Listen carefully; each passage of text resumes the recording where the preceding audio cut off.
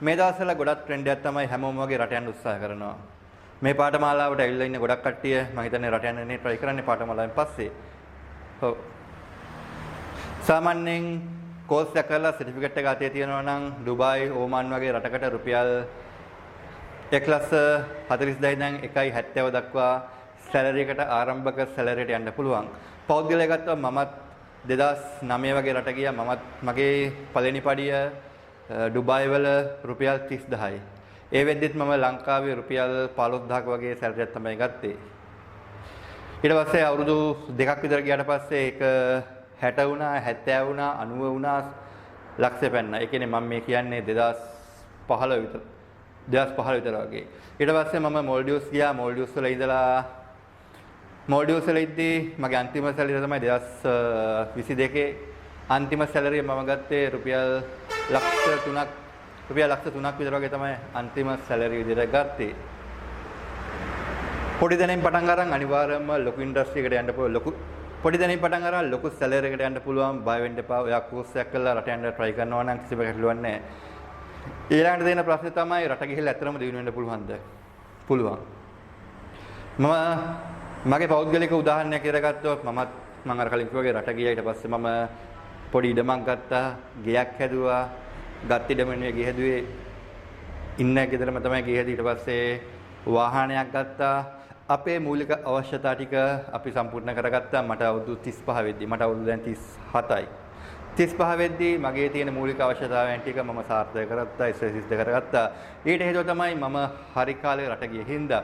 මෙතන ඉන්න නංගිල මල්ල දුවල පුතාලාට අවුරුදු 18 ඉඳන් අවුරුදු 20 වගේ කට්ටිය 25 වගේ කට්ටිය ඉන්නවා.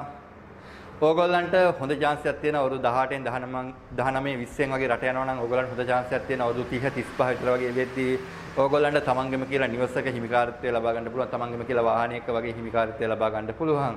මම මේ කාරණේ ඕගොල්ලන්ට කියන්නේ මේ හිටියේ. නමුත් ඕගොල්ලන්ට පොඩි කාලයක් තියෙනවා තියරි පෙත්තෙන් කතා කරද්දී මැෂින් එකට යන්න කලින්. ඒ නිසා තමයි පොඩි මගේ අත්දැකීමක් මම ඔයගොල්ලොත් එක්ක කතා කරුවේ. ගොඩක් නංගිල මල්ලා හිතන් ඉන්නවා රට ඉන්න අර අය උදව් කරයි, මේ ඉතාලියේ ඉන්න මේ අය උදව් කරයි, ඕස්ට්‍රේලියාවේ ඉන්න මේ අය උදව් කරයි, මට වීසයක් එවයි, මම උඩ බලන් හිටියොත් මට ඒ අයියා කරනකම් බලන් ඉන්න කට්ටිය ගොඩක් මම පෞද්ගලික දෙකලා තියෙනවා. ඕගොල්ලෝ මේ වගේ පාඨමාලාවක් කරලා සහතිකය ගත්තට පස්සේ අනිවාර්යයෙන්ම ඕගොල්ලන්ට රට යන්න පුළුවන්. ඕගොල්ලන්ට සාමාන්‍යයෙන් ට්‍රේනර් කෙනෙක් විදිහට තමයි, ට්‍රේනින් කෙනෙක් විදිහට තමයි රට යන්න පුළුවන් හැකියාව හම්බ වෙන්නේ. සාමාන්‍යයෙන් ඕගොල්ලෝ කෝස් එකක් කරලා රට යනවා නම් මට ඒක ඒජන්සි එකෙන් කතා කරලා මට ළමයි ටිකක් හොයලා දෙන්න, කෝස් එකක් කරපු ළමයි ටිකක් හොයලා දෙන්න කියලා කිව්වා. 1.40ත් 1.70ත් අතර වගේ සැලරි එකක් ගන්න පුළුවන් ඩුබායි, ඕමාන්, කටාර් වගේ රටවල් වලට යනවා නම්. ඒ වගේ සැලරියක් ගන්න පුළුවන්. ඊට පස්සේ එතනින් එහාට ගිහිල්ලා තමන්ගේ දක්ෂතාවය මත ඕගොල්ලන්ට එතනින් එහාට ඕගොල්ලෝ යන ගමන තීරණය කරන්න පුළුවන්. බැරිස්ටර් කෙනෙක් විතර ගත්තොත් සාමාන්‍යයෙන් අවුරුදු 4ක 5ක වගේ එක්ස්පීරියන්ස් එකක් තියෙනවා නම් බය නැතුව ලක්ෂ 3-4 කතා නැතුව ඩිමාන්ඩ් කරන්න පුළුවන්. ඊට හේතුව තමයි ලෝකේ බොරතෙල් වලට පස්සේ වැඩියෙන්ම විකුණන වෙළඳ පහනට තමයි මේ කොෆි කියලා කියන්නේ. ලෝකේ ඕනම රටක් කොෆි බොනවා. ඒ ගැන බය වෙන්න එපා. ඕගලන්ට අනිවාර්යයෙන්ම රස්සාව තියෙනවා.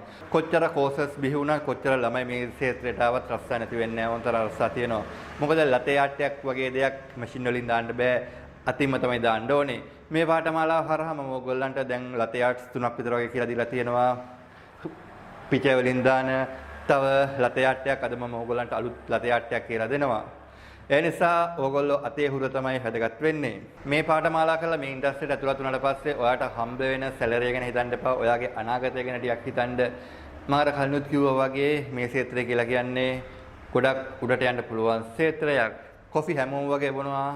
මේ බැරිස්ටා කියලා කියන්නේ මිනිස්සු ඇඩික් වෙනවා. ඊට හේතුව තමයි මේ කොෆි වල තියෙන කැෆේන් ප්‍රමාණයට මිනිස්සු අනිවාර්යයෙන්ම ඇඩික් වෙනවා. ඔය තෝප්පු ඉඳන් කොච්චි කඩේට තෝප්පු ඉඳන් බලන්න ඔය කොළඹට යනකම් එකම බැරිස්ටා ෂොප් ගොඩක් තියෙනවා.